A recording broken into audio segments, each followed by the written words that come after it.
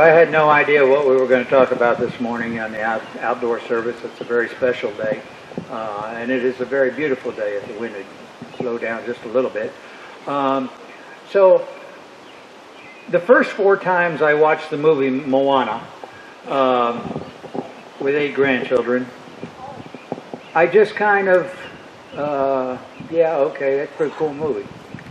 But then the second 4 times I watched Moana with the grandchildren, I started actually looking at what they were saying. And the more I thought about it, and the next 2 times I watched, I actually listened really close. And after 10 times, I actually put the movie in when they weren't here to watch it all the way through one time. How many have seen the movie Moana? You can see who's got kids and who's got grandkids. I promise you, you want to go out and you want to rent this movie because it's an absolutely adorable movie. It really is. There are people out there that are very I don't want to say starched, but very devout Christians who don't like the movie. And the reason that they don't like the movie, one person told me once that one of the guys in the movie, he's a demigod, and he is full of tattoos from the neck down. His picture is on the front of your bulletin there. And they say the other reason they don't like it because they talk about gods and goddesses that are worshipped in the movie. And you have to understand that whereas these are certainly legitimate things to say, that is no reason not to watch the movie. And I say there's no reason not to watch the movie because you have to understand until evangelism hit certain places, many people believed in gods and goddesses. Many people worshiped gods and goddesses, and even after evangelism hit a particular area, some people wouldn't give up their gods and goddesses. So that's no particular reason not to watch this movie, because it's an hysterical movie, it's a beautiful movie, and it has some very wonderful life lessons in the movie that actually are Christian lessons. They're the lessons that God teaches us. So I'm going to just tell you a story today. That's going to be your sermon. I'm going to tell you the story of Moana, and I will point out to you when we get to those really beautiful life lessons that the movie teaches us. Moana happens to have been born the daughter of a king.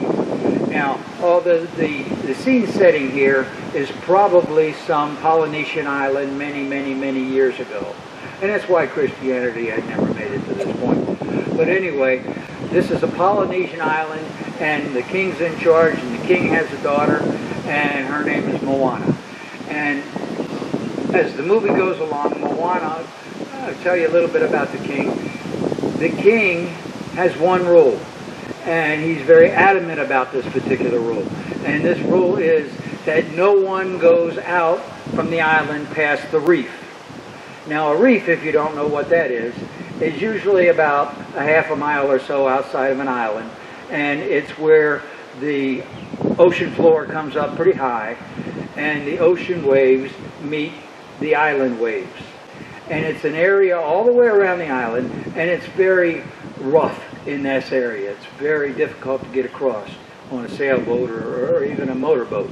The waves are very high, and it's very turbulent water right here. So we find out later in the movie that the reason for this, that the king doesn't want anybody going outside the reef, even though in years past that's all they ever did, was that when the king was young and he had a buddy, and they went out by the reef, and his buddy drowned, and he couldn't save him. So when he came back, from the time he took his kinghood, the time he was in charge of all the people, he no longer let anybody on the island go past the reef because he had that fear. Not many people knew that story, but that was the reason. The whole crux to the first part of the movie is about how the island will provide for you, how the inland will provide you, inside the reef will provide you with fish. The island will provide you with coconuts. And the greenery and the vegetation and all the things that we find on the island are all you need. And they lived a very wonderful, wonderful life. Sadly for the king, however, his daughter Moana, she's growing up, and as she's growing up, she has an attraction for the ocean. There's parts of the movie, like I said, the movie is absolutely, it's the funniest thing you ever want to watch. They'll catch her down by the ocean, and you'll see the king and mom just dragging her back inland. And it's really very funny. But she has this calling to the island, or a calling to the ocean. And the king, he doesn't want to have anything to do with this, so he keeps trying to get her. Everything you need is right here on the island.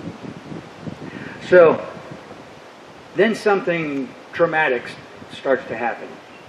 They can't, all the fishermen, as they go out and they fish within the reef, all the fishermen, they can't catch any more fish. There are no more fish because the fish died.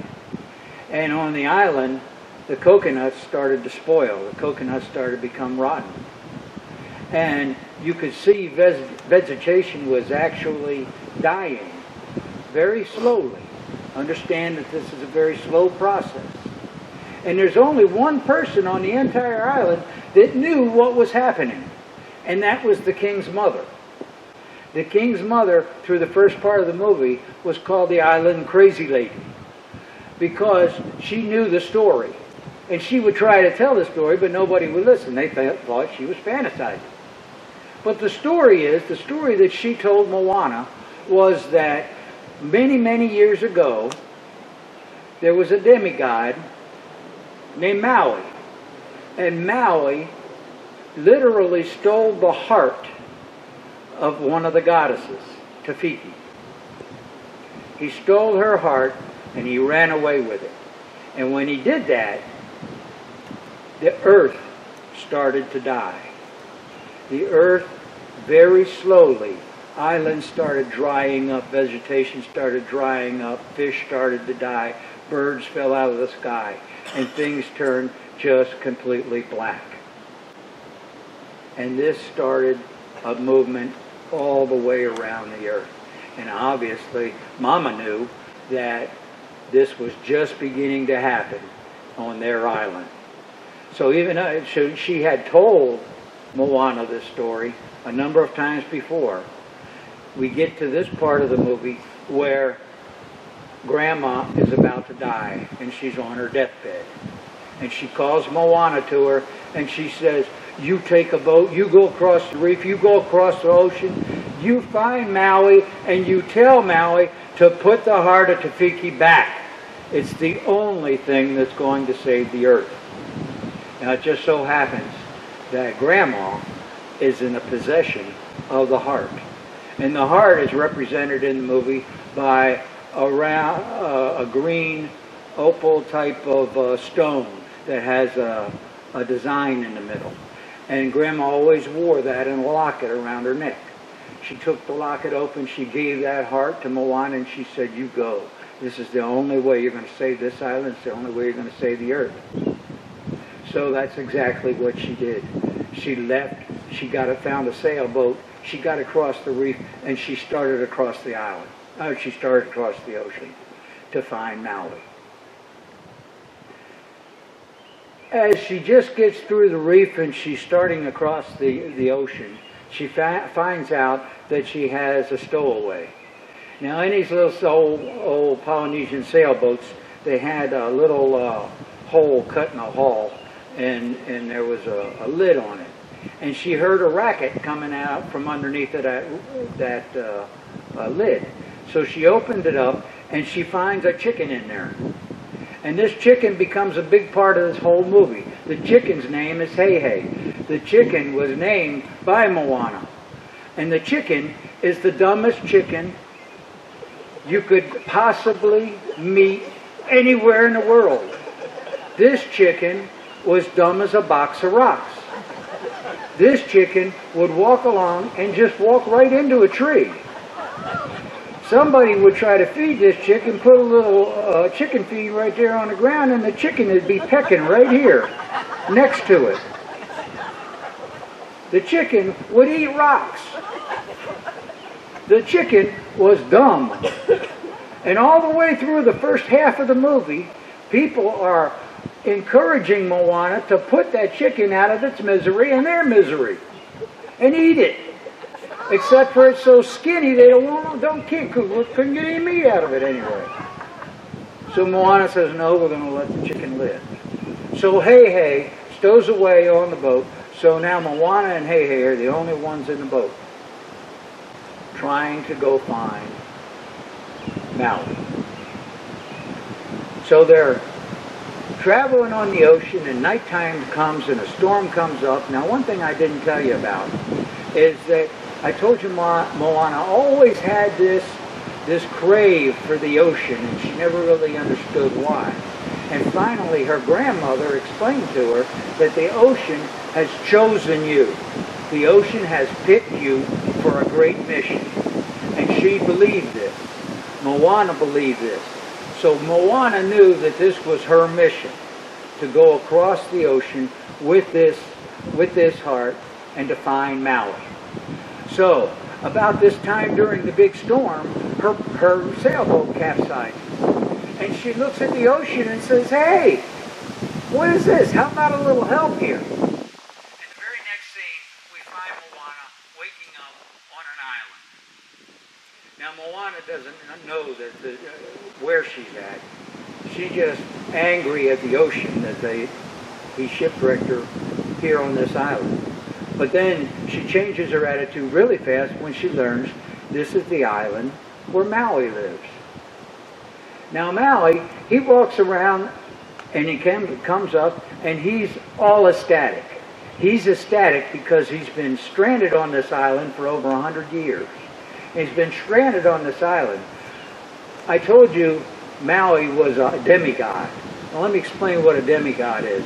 A demigod is a human being that the gods or goddesses have taken a liking to and given special powers. But in order to have his special powers, they gave him this big, huge hook. There's a little bit of the hook that you can see in that picture.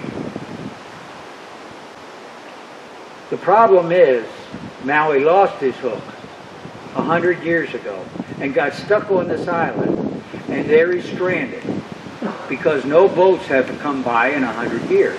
So Maui, he's all excited. He's pumped up because there's Moana's boat right there. He can finally get off the island. And Moana, she's been practicing this line. She's been practicing going up to this demigod and grabbing him by the ear and telling him, you will board my boat, we will cross the ocean, and you will put this heart back where you got it. And Moana's like this, and the demigod, Maui, well, you can see the picture in there. A Polynesian giant, so to speak. So, as circumstance has it, one thing leads to another, and indeed, they both end up on a sailboat, and Maui agrees to go return the heart to Fiki. But first, he has to go and retrieve his hook. Well, they go retrieve his hook, and that's a whole long story by itself. And then, he's back on the boat, and they have this one, well, they have a very long distance to go. So, they have a lot of time to get to know each other. And as they're getting to know each other, Moana learns Moana doesn't like this guy other than he's a giant. And he did something very bad. He stole his heart. But during this long journey, they get to know each other. And she learns something about Maui. She learns that when he became a demigod and was given all these powers, he was given all these powers so that he could go help mankind. And he tells the story about how he would lift new islands up out of the water, how he would put vegetation on the islands, how he would put fish in the ocean, how he would lasso the sun so that we had daylight. All the things that we give God credit for, Maui was taking credit for in this situation. And then Moana, or Maui says something that is our very first lesson today. It's the very first thing that this movie teaches us. And that is, the more I did for mankind, the more I did for people, the more they wanted. And it was never, ever, ever enough. And that's the first life lesson that we learn from this movie this morning. It's a beautiful lesson, and it applies to every single one of us. Think about your life. You've gone through your entire life, and I'll bet you in your entire life, never once have you not had something that you wanted, not had that you've had a desire that has been unmet. Constantly through our entire lives, we never run out of things that we would like to have. And how often do we pray those things? How often do we pray, I need this, I have to have this. This is so important to my life. This is so important to what I'm doing. This is so important to me. I have to have this. How many of our prayers are consumed with what we have to have? But yet, God, day after day, in every one of my prayers that you do, when I give the benediction, when I say grace, doesn't make any difference. You've heard me say this over and over and over again. Thank you, God, for all the graces you rain down in our lives today, because there are so, so many.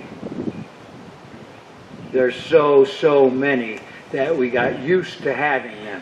We got used to getting them. And we've started forgetting to say thank you. And that was the greatest lesson, first lesson from this movie. We need to turn back to God, and we need to start saying thank you. We need to start being satisfied with some of the things that we have and not constantly want more and more and more and more. Say thank you. Now, make sure you understand, I'm not talking about intercessory prayer. Intercessory prayer is important. That's when you pray for somebody else. Never stop that. I'm talking about the I wants, the I needs, the give me. So then Maui's talking to Moana, and he's kind of sad. And Moana, she picks up on the next lesson. She picks up on the next lesson pretty quick when she says to Maui, you did all this for them so that they would love you. See, Maui, he's an arrogant guy. He's an arrogant guy, but in the most adorable kind of a way. You have to watch the movie to actually get it. But Moana understands that the reason he did this for all of mankind, everything that he did, even stealing the heart, he did for mankind so that they would have the power to get more of what they want. She said, you did this so they would love you. And again, our next lesson. It's exactly why God rains down all His graces on us day after day after day, because He wants us to love Him. Constantly, God is asking us, love Him. It's the greatest commandment in the Holy Book. Jesus Christ told us, it's the greatest thing you can do. Love God with all your heart, all your mind, all your soul. And then love your neighbor as yourself. That's our second lesson from the movie. So now Moana and Maui are going across the ocean, and Maui's got his hook now, and he's ready to rock and roll. And they're going to face great dangers as they're approaching the area where they have to return this heart. So, the first pass into these great dangerous waters, they fail miserably. They fail so miserably that Maui takes a great strike to his hook. And he says, if I have one more strike against my hook, I'll be powerless. So I'm sorry, Moana. I'm sorry you brought me on this journey. I'm sorry you came on this journey. But it's an impossible journey. We can't do it. I can't do it. So Maui turns himself into an eagle and flies away. He floops the coop, so to speak. And this is about the same time that Moana gives up. She talks to the ocean. She says, why did you choose me? I am so sorry. You're going to have to pick somebody else. And it's the most adorable way how she talks to the ocean. The ocean kind of comes up and in a little funnel and comes right up here to her face, and they talk back and forth. But she says, I can't do it. I can't do it. You picked the wrong person. Now you're going to have to go and pick somebody else. And she takes the heart and she throws it in the water, and it falls down to the ocean floor. And that's our third lesson from this movie.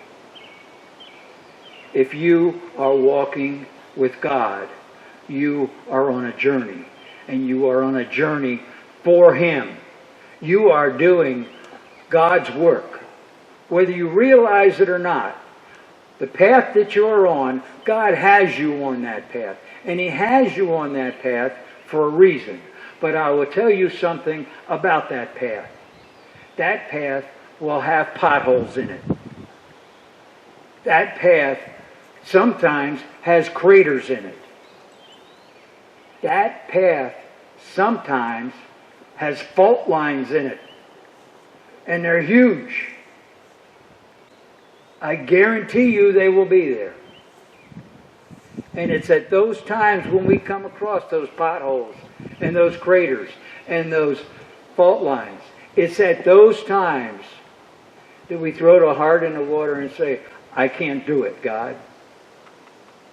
You're going to have to pick somebody else because I can't handle it. And we do that at our weakest moments when we forget to realize that the greatest giant that we can face anywhere is not bigger than the God who is working inside of us. God gives us these potholes. God gives us these craters. God gives us these fault lines so that we learn we're not the ones in charge. We're not doing this mission. God's doing this mission through us. And the sooner we begin to realize that, the sooner we begin to learn that, we'll be so much better off. Because God will see you to the end of the journey that He has you on. Maybe a whole lot of little journeys. Maybe one big, huge journey. Don't know what it is in your case. But I guarantee you, God will see you through it as long as you keep the faith, as long as you keep surrendering to Him and saying, I will, I'm yours. That's the third big lesson from Moana. So, Moana comes to her senses, of course. She dives down in the ocean, gets the heart, brings it back up, fixes her boat, and gets ready to face the giant again. And about this time, Maui shows up. He's had a change of heart. Okay, maybe this is worth it. Maybe we got to get this done. So let's go get it done. So sure enough, they get through this last big obstacle. And getting through this last big obstacle shows us our fourth lesson today. Our fourth and final lesson is Hey Hey. Remember him, the little dumb chicken? Hey Hey happens to be at the bow of the boat in this really rough seas, and Moana falls down and loses the heart, and it rolls the entire length of the sailboat. And Hey Hey happens to be up front, turns around, and picks up that heart. Now, Hey Hey is dumb enough that he could just as easy walk off one side or the other and drown with the heart. or he could swallow the heart, or he could throw the heart, or he could have just let the heart go on by. But he picks up the heart, and he walks the entire, in his dumb little walker, he walks the entire length of the boat back to Moana, and he hands her the heart.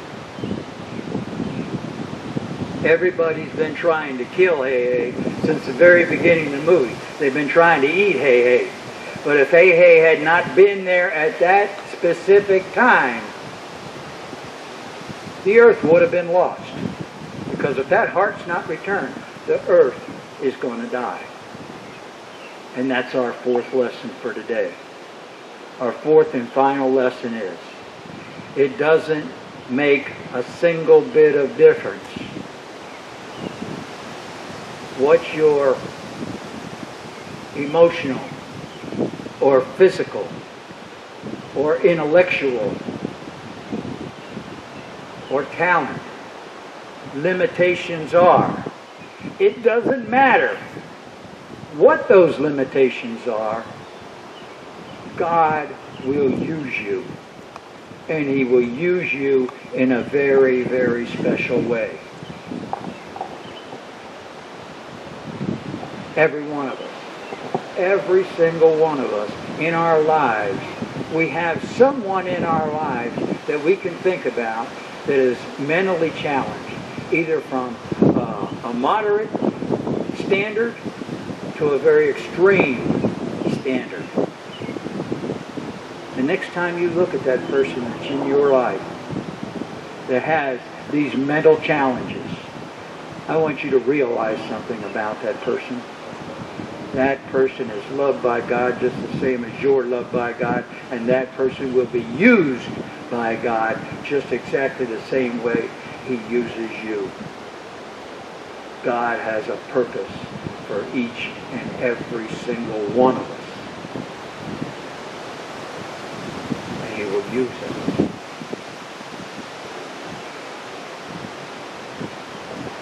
So eventually, Moana takes the heart, puts it back where it belongs, and everybody lives happy ever forever. Everything starts turning green again.